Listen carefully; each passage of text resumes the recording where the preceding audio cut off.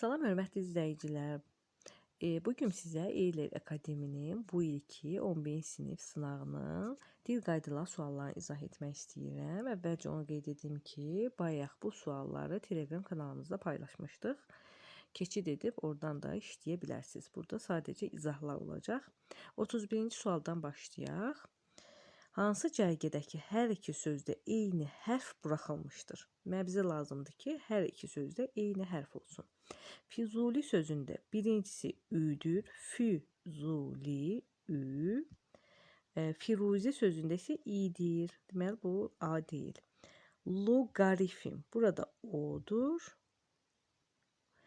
Diagonal. Diagonal.